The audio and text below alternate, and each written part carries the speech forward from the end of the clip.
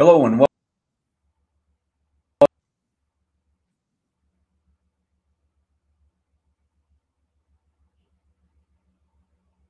I'm your host. My mission is to sometimes messy world of startup growth or relaunch. Today we're going to dig with our guest to get you the best concepts and strategies to fast track your business. And our special guest today is Devon Jones. So Devon started a record label back in 2006, and he spent some time, up to 12 years, as a partner with a real estate marketing agency. And he's since branched off on his own back in 2019 to create a media agency. So he's been a busy guy and doing all kinds of things. So welcome to the show, Devon. Thanks for having me, Brian. Happy to have you here. So why don't we get started? Since you've got this pretty broad and interesting background, give us a little bit of your origin story about how you got through all of this and got to where you are today. Well, interestingly enough, it started back in high school. My passion was music. My dad kind of supported that, bought me a guitar, and I started taking lessons, learning how to play, and I really found peace in just composing and making and writing and all that kind of stuff. And it, unfortunately, or maybe fortunately, it distracted me from the other tasks that I should have been doing, which was going to school and getting good grades and all that stuff. And so near the end of my high school career, my dad gave me an option. He said, listen, I know that your passions are somewhere else. You got two options: get your stuff together and get your diploma, or stop wasting your time here and go pursue the thing you want to pursue. So I took the latter of those two options. In about 2006, me and my brother, we kicked off a record label, just following in the greats of all of the independent artists that we knew to be. And it was a tough go. The world was changing. Napster came out, ruined the music industry. We used to be able to get away with setting up shop in the back of a trunk at a car outside of a bar and flipping CDs. But the day of that is gone. So we had to pivot. So one of the things that we realized very quickly was that being online and developing an audience there was the fastest way for you to get from starving artists to at least artists that can pay the bills. So we created some frameworks and models and things, just testing and trying things out, kind of a ready, fire, aim type model. And very quickly gained some local notoriety among other artists in the scene here. That evolved into us helping other artists, creating brands, building websites and funnels and doing marketing. And the problem with that was I was dealing with a lot of starving artists, and I wasn't able to pay the bills as quickly as I hoped. So shifted gears, took some of those translatable skills over into the marketing world for real estate. We did some stuff with virtual tours and various online services for real estate agents. And then after doing that for a little over a decade, I got bored. I'm not easily pleased. So I had to make another shift, and I decided to take some of the other things that I enjoyed doing, which kind of fall in line with marketing, content creation, video, audio, all that kind of stuff, and see if there was room in the corporate world for what I could do. And so that was a 3-year uphill climb to start with what we dubbed the sustainable content model, and has since evolved into, because that's just too high level for most people to understand, it evolved into podcast production, full suite, audience development, and all that other stuff. And so during the pandemic, we had to make a couple of shifts because we couldn't serve people one-on-one or face-to-face. We had to do things a little bit more from a distance. So we started a coaching program as well. So we coach businesses or small business owners on how to create content for the purposes of branding, and how to use data-driven marketing strategies to monetize the audiences that they create. And that kind of led me here to where I am now. I currently have a couple of clients where we do social media management stuff. Another one where we're doing full suite podcast production and brand development, and I guess that's where we are right now. Well, that's kind of an interesting journey. It's nice when you do. Well, it's kind of a lesson as you go through various iterations and figure out what you like to do and what you don't like to do, and hopefully eventually get to a spot where you feel comfortable and you're providing benefit for others and satisfying. You're doing something that's fulfilling for you as well. So congratulations on making all of those various changes throughout time to get you to here. So what do you like most about what you're doing now? I like seeing the spark. When you talk to people who are intrinsically creative, or at least they have ideas and they want to see these ideas come to life, they just don't know how. It's when I get the opportunity to meet and connect with those people and kind of show them the way, and that spark that lights up in their hearts when they realize how close they were to the thing that they were building and what they were creating, and then when they see the product, like the final outcome of the work that we do together, the collaborations, there's an excitement that comes along with that, and I really take a pleasure in helping people discover that stuff.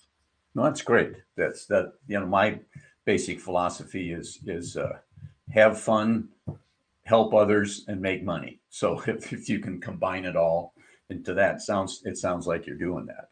So you mentioned Anyway.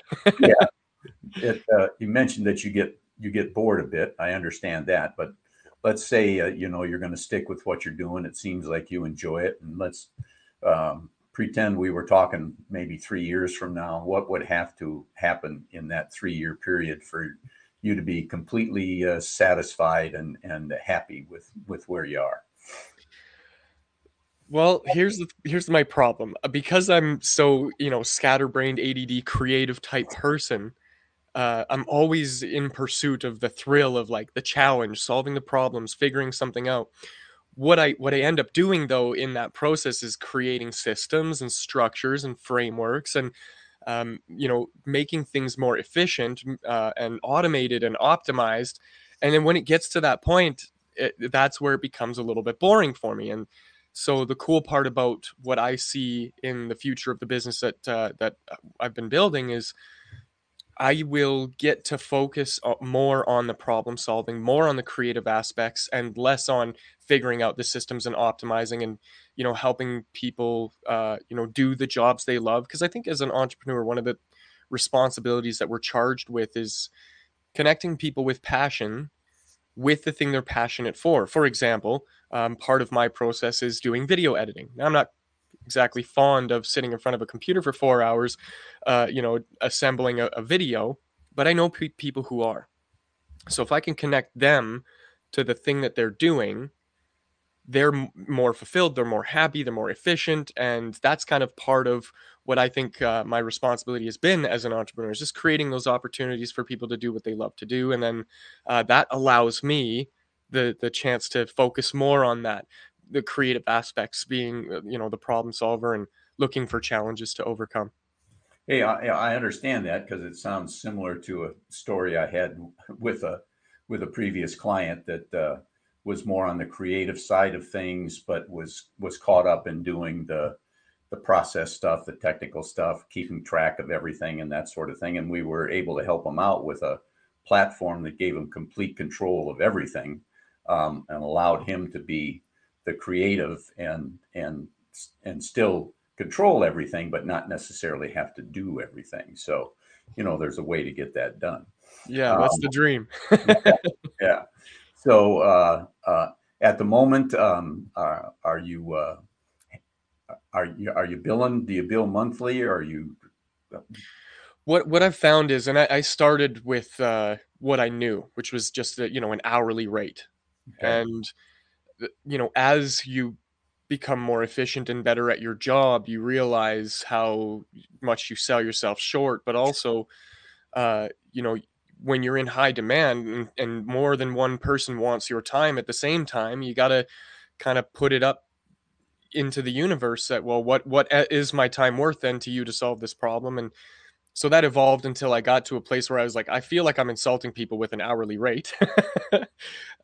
What can I do to kind of productize this and turn it into something where it's less trading dollars for hours and more trading solutions for problems? And so we work on a retainer type model where it's just a monthly fee. And that varies just depending on the level of involvement we have to have with the projects that we're working on. But I find that so far the retainer model has been both fruitful and rewarding, and easy to understand for everybody that I've worked with so far. Great, great. So how do you, yeah, that it's always challenging to figure out, what do I charge? How do I get what I think I'm worth? And is the marketplace going to accept that? You know, what model do I need to use to get it retainer, hourly, that sort of thing? I've always been a bigger fan of retainer. We got a friend that developed what he calls a points billing system, which seems to really accelerate the amount of money that comes in, which is really kind of interesting. Yeah, but are you, what are you doing now to attract the clients that you get? A number of things. This is one of them. You know, getting any opportunity that I can to just share what I do and how it actually helps businesses is, I find, the quickest way to get to where I want to be, which is, you know, helping people solve those problems. Another one though is leveraging social media, and not in the ways that people think. I found in the early stages of social media that people kind of lost touch with the point of social media, which is to socialize. And if you can bring that back into the way that you interact with people, it becomes very powerful. And I think about it like, if I was to go to a networking event, let's say there's 10 speakers on stage and they're doing a bunch of keynotes and there's 100 different business owners that are there. Well, I'm not going to stand in the corner and scream and shout at people telling them how cool or awesome or great the thing is that I do. What I'm going to do is I'm going to have very simple conversations with people until I find somebody that's actually, interested in solving a problem that I can solve. And I find that same environment exists in the online world, in Facebook groups, or, you know, on LinkedIn, where people are sharing different pieces of content, things like that. So, you know, just looking for ways that I can connect with people and offer solutions, even if it's, hey, you know, if you're recording a podcast and you're having an issue with your microphone, here are a couple of quick tips to fix that. And most people are looking for those answers. Hey, I recorded a podcast, but all you can hear is me breathing into the microphone. Well, there's a quick and simple way to fix that. You got to move the microphone away a little bit, turn your gain up or down, use some of the post-production tools like a gate or a noise filter, and then you're good. You can increase your quality. And the more you do that, the more I've found people recognize you as the go-to guy or as the expert in your space. And eventually there are people in that group or people in those environments that go, you know what, I think I need your help. And that's where it's like, okay, cool. Let's get on a call. Let's see how I can help you solve those problems. And we can go from there. Yeah, that's an excellent way to do it. And there was an old sales guy told me once that said, amateurs convince and professionals sort. So rather than trying to change the hearts and minds of everybody, you just look for people that are a good fit with what you have to offer. So that's an excellent way to do it. But unfortunately, if you're kind of a one-man show or just a small organization, you got to balance your time between acquiring customers and actually performing and helping those customers, which is where you make your money. So have you ever taken a look at what it costs you in time and money to acquire a company acquire a client compared to what you make on that client over that client's lifetime? Yeah, there's the obvious key metrics when it comes to marketing, data-driven marketing and that kind of thing, where it's how much am I spending to get a customer? How much is that customer worth? And is there profit left over? And you know, the one thing that we don't really measure in that is the time that it takes to do this stuff, because let's say we go for a marketing campaign where we set up a lead magnet and we run that ad campaign. Well, we got to do the creatives, we got to create the funnel, we got to do the copywriting, we got to set up the automations and the forums and all that other stuff. And then you got to have like your calendar stuff set up so that, you know, people can book in and do this and do that. And before you know it, you're doing 10 things that you should have had somebody else do, because your time is better spent doing the thing that you're good at. And so my dad said this to me when I was much younger: don't do $15 an hour jobs when you're worth 100.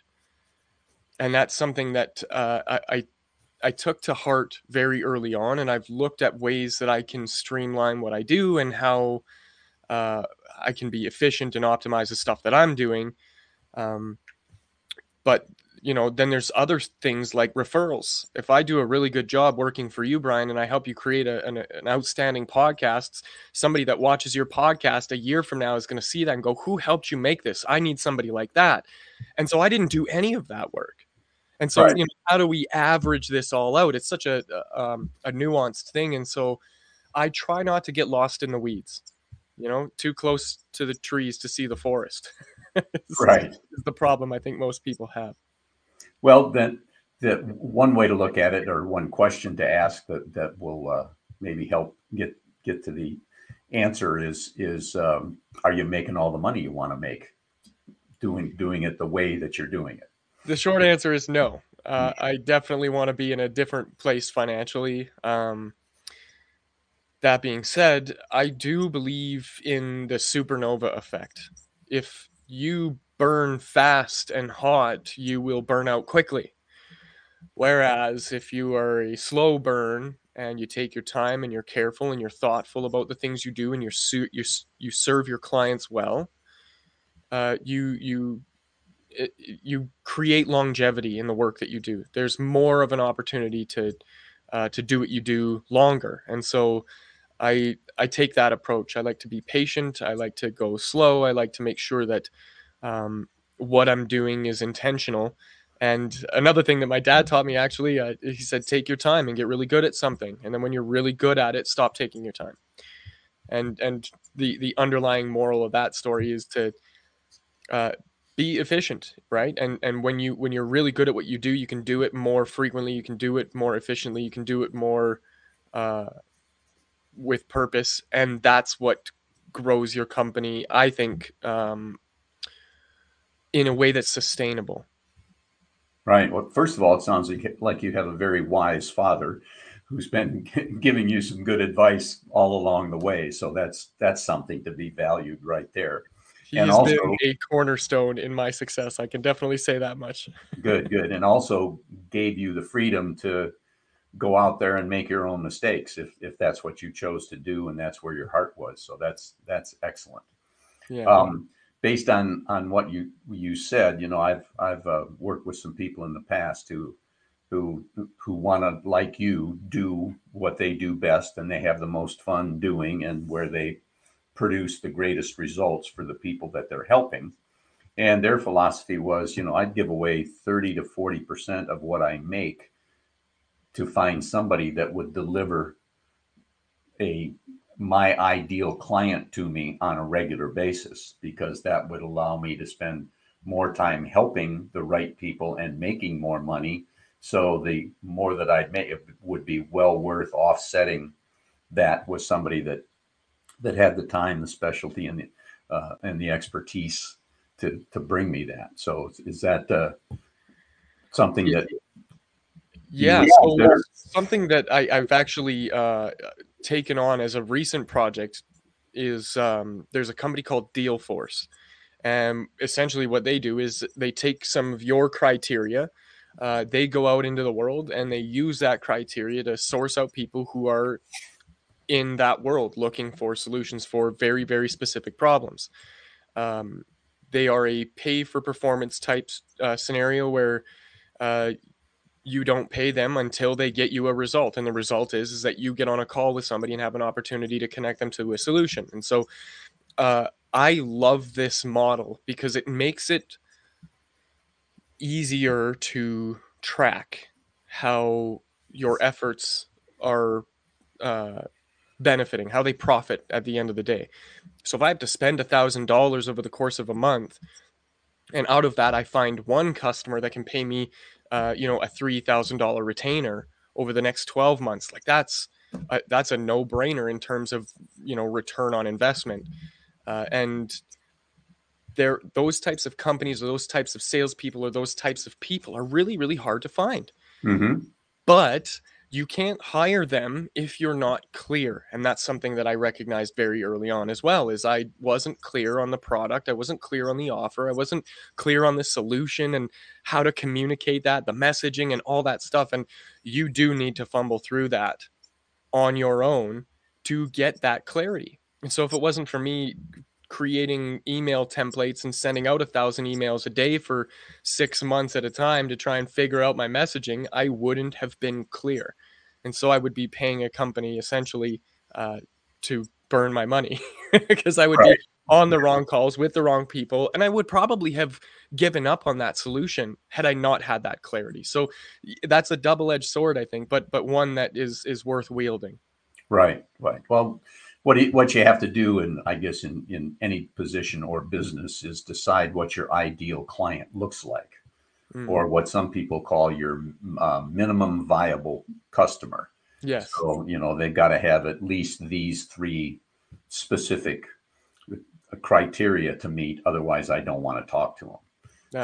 Sometimes that takes a little while to figure out, but it sounds like you may have gotten it figured out. Do you think you have? I'm getting closer, Brian. I can say that much. It's been a hard road. And here's the thing, as a creative, there's this book called Rocket Fuel, and if you've never read it, it talks about the dichotomy between creatives or the visionary and the integrator or the systems guy. As a creative myself, I never saw myself as a integrator, as somebody who could create systems and processes and things like that. But also being a creator, one of the issues that I face is that I'm just too close to the painting to see the masterpiece sometimes. And so when I think about it, what I do can literally help anybody anywhere. I can figure out a way to make sure that there's a sustainable content model that will work to grow your business and your brand recognition and a number of other things.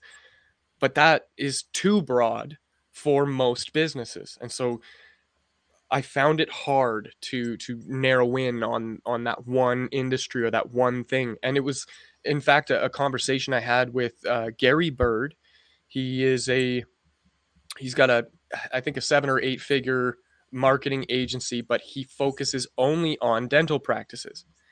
So he only provides solutions for dentists who want to grow their practice. And I am, or have been, afraid to get very niche in that regard, because I'm like, well, I can help dentists. I promise you I can, but I can also help lawyers, or I can help physiotherapists, or I can help coaches, or I can help retail businesses. There's just so many opportunities that when you think of it from a frame of abundance, it can become overwhelming. And so the challenge really for me in getting clear on that messaging was, well, you're not helping anybody because you want to help everybody. So pick somebody, help them for as long as you can. And that, solves a lot of other problems. Yeah, you got to be very specific and pick a spot to start. Just a quick story. A good friend of mine who was the CEO of a small banking group and decided he wanted to do something else and went out and got himself trained and certified as a behavioral analyst. And he was using behavioral assessments to help people with communication and a bunch of other stuff. And he tried like crazy and could not get any clients because he was shotgunning it. He was all over the place. I can help everybody, which is true, but nobody believes that and one individual can help everybody. So quite by accident, he spent $50 and got a table at a trade fair for wholesale food companies and put out his flyers.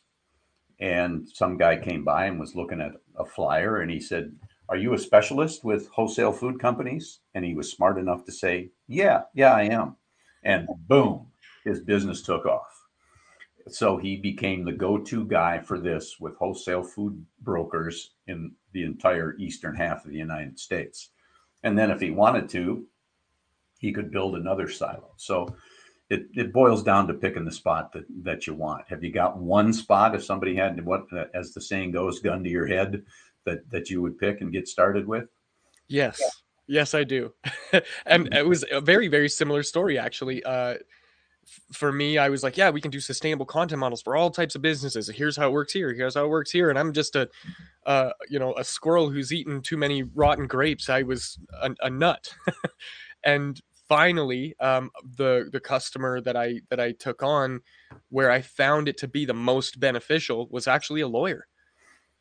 And I'm, I dabble a little bit in the legal world just in terms of like contracts and writing, and things like that. And so I was like, I wonder if this is a space that I can pursue. And doing some more deeper dives, it turns out that there's so much opportunity. And here's the thing, right? When you're faced with that challenge of narrowing down your audience, the fear that you want to avoid is pigeonholing yourself or putting yourself in a box, because how much opportunity is there in helping wholesale food industry? What is there, 10 companies, right? Because I don't know, because I have no perspective on it. I know that there are 17 million companies in North America, and so that feels like abundance, but how many wholesale foods are there? So that got scary. But then when I niched into that, well, let's talk about lawyers. Corporate lawyers or entertainment lawyers are probably going to be the best ones that I can work with. Although family law is another one of those kind of areas where it would work really well. And do you see what happens even just in this conversation is I could take lawyers as an umbrella and get very specific. I only work with corporate lawyers. And there are still, hundreds of thousands of corporate lawyers that if I had that solution. So for me, that was a very, very similar in terms of just how it happened for me was, well, there's a customer, there's a thing that they can do. Here's an exact case study of how it helped their business. Now I have something. I can go to any other lawyer and go, look what I did here. Do you want me to do that for you? And now the messaging becomes super clear. It just becomes way easier to do my job and find the people that I can help. Yeah. Yeah. Well, it's taking that chance. It's jumping in there. And for my buddy, there aren't that many big wholesale food companies, but every one of them has a sales staff of up to 50 people that wander all over the world. And every one of them needed the stuff that he offered. So, it grew into a good thing. And you never know what's going to happen if you jump into the right niche. I've got a good friend who got out of the insurance business years ago, and he loved computers and networking, and he specialized in law firms by accident, and he's doing great. He's the go-to guy for setting up networks within legal offices and firms with multiple locations. So it's just picking that one and going after it, and then let the universe help you out from there. I love how you mentioned that a lot of this is accidental. Mm-hmm. From the outside, looking into the entrepreneurship world, people think that you got it all together. I would liken this to like when you were a kid and you look to your parents, you're like, oh yeah, my parents have it all figured out. And really your parents are running around with their heads cut off trying to figure out how life works still. And it is very much like that in the world of entrepreneurship, in that, yeah, we're just winging it. We have no idea what we're doing. We have a best educated guess, but we don't know what we don't know, and we're comfortable with that. And it's also about being comfortable in that chaos so that you can discover or find those solutions accidentally. Yep. Well, listen, you've offered some very good insight in your journey and the struggles that you're going through, and with finding the right decisions and moving in the right direction. I think that's helpful to anybody that's a solopreneur, as they say, or you in individual businesses, because it's a constant struggle. So before we finish here, you got anything? Any final thoughts that you want to offer? Any questions I didn't ask that you feel should be answered? To the people that are out there working on their business and trying to figure something out and making it work, yeah, you're going to keep going. And sometimes you're going to feel like you want to give up, but you're not going to. But when you're in those places, it's really easy to get lost. It's really easy to become overwhelmed. It's really easy to fall apart. especially when you're in search of that kind of work-life balance, trying to figure it out, and nothing's working. And we've all been there. The people who got really good at being okay with taking a step back, resting, regrouping, and then coming back at it, those are the ones that actually reach that success. And I know that it seems super cliche, but if you're digging, you're working, you're trying to get to the thing that you really want to do, you don't realize how close you are. But you have to allow yourself to make those mistakes. You have to allow yourself to trip and fall, so that inevitably you accidentally fall into the thing that you are meant to do. And you'll know when you get there, because you will feel fulfilled, and you'll feel the joy from being able to do the thing that you love doing and serve others. Well, I don't think there's much left to say after that. That's excellent, except to say thank you, Devon, for being on the show today. I really appreciate your time and your insight, and wish you all the best. It was an absolute pleasure, Brian. Thank you for having me. Thank you.